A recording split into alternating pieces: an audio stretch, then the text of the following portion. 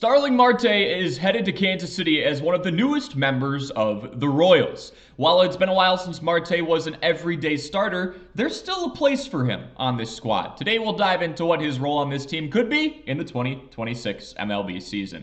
For starters, Starling Marte is a two-time All-Star and now 14-year MLB veteran as a 2001 baby. That is starting to make me feel old because I remember his rookie year, which just, again, feels crazy to say. His contract is for just one season and guarantees him at least $1 million payday for the year. He enjoyed 8 seasons with the Pittsburgh Pirates before bouncing around a bit and finally spending 4 more years in the Big Apple with the New York Mets.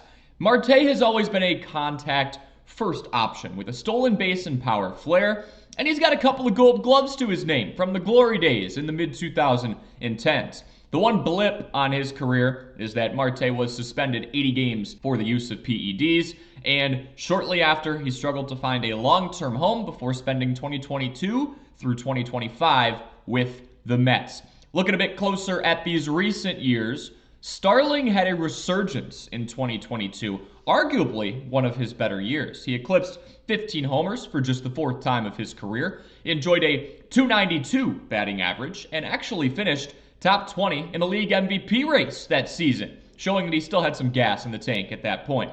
For his strengths, Marte has always been a hit-first talent. I just mentioned that before. As we look at his career to this point, the 14-year MLB veteran has a career batting average of .285. He sees the ball well, puts it in play, and even if the power has wavered a bit as of late, he finds a way to get on base. Marte, who is 37 years old now, also still holds above league average arm strength and bat speed that's competitive enough for him to be an asset on offense and defense. For drawbacks, any type of hard hit metric isn't going to be pretty at this phase of his career.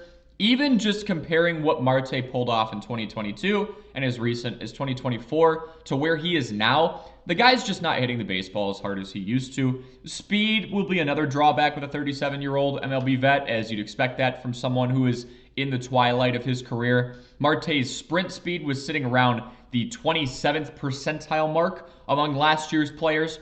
Obviously not too great, so maybe if Starling gets on, we see the pinch runner option exercised a little more often, and the Mets have multiple players they could plug into that spot if they wanted to go that route. What will Starling Marte's role be in 2026? I personally see him as a plug-and-play pinch hitter, and occasional starter when a player needs to take a breather during the dog days of summer. He still sees the ball extremely well and could come up in the clutch during a late game scenario that demands someone to rise to the moment. 2-2 ball game, run around second with 2 outs in the 8th, go get Starling Marte.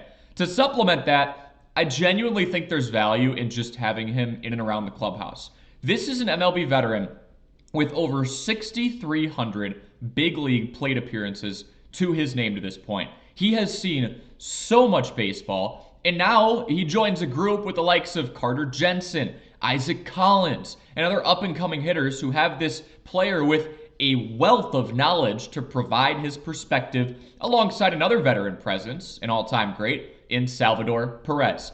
That isn't something that shows up on the stat sheet necessarily, but I see value in having, again, that veteran presence on your side for a team that's aiming to bounce back into postseason contention and rise atop the AL Central. Hope you enjoy breakdowns like this. If you do, make sure you leave a like and subscribe, and we will catch you in the next video.